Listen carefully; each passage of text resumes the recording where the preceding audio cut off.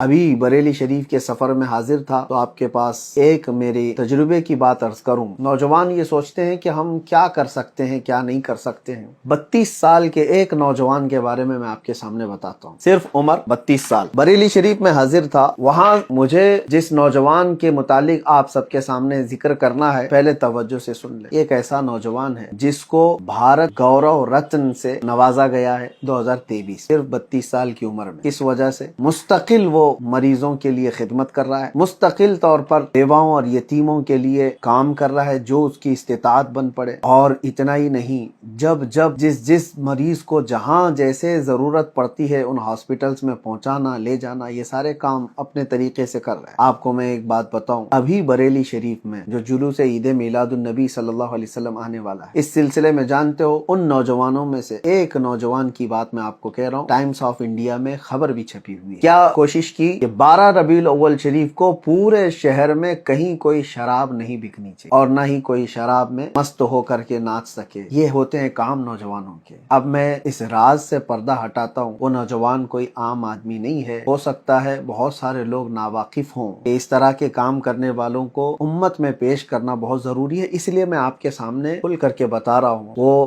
عزیز القدر محب گرامی جناب فرمان حسن خان، جو قائد ملت حضور سیدی اسجد میاں صاحب قبلہ کے داماد، 32 سال کی عمر میں آپ کو حیرت ہوگی کہ گورنمنٹ آف انڈیا سے کارپوریٹ افیئر منسٹری نے ایوارڈ سے نوازا۔ صرف یہ ایوارڈ ہو سکتا ہے دنیاوی اعتبار سے لوگ یہ سمجھ رہے ہوں بھارت گورو رتن ایک ایوارڈ ہے، لیکن مجھے حیرت اس وقت ہوئی کہ بہت سارے لوگوں کو ایوارڈ تو دیا جاتا ہے، بہت سارے لوگ ایوارڈ لیتے رہتے ہیں، لیکن آپ کو پتا ہے کہ 2025 کے U P S C board کے ایگزام میں، U P S C board آپ جانتے ہیں پورے انڈیا کا یہ سب سے بڑا امتحان ایگزام ہے جس سے بڑے بڑے آفیسر بنتے ہیں۔ U P S C board کے ایگزام میں سوال پوچھا گیا ہے کہ وہ کون ہے جس کو 2023 میں بھارت گورو رتن ایوارڈ سے نوازا گیا ہے۔ وہ کوشچن پیپر بھی موجود ہے، کوشچن پیپر میں، اور آنسر میں یہی کہا گیا ہے کہ فرمان حسن خان۔ یہ بڑی خوشی کی بات ہے، میرے لیے بھی بڑی خوشی کی بات ہے۔ بہت سارے لوگ یہ تان و تشنیع کرتے رہتے ہیں کہ سنی کیا کر رہے ہیں، سنی یہ کر رہے ہیں۔ یہ اور بات ہے کہ وہ نام و نمود کے لیے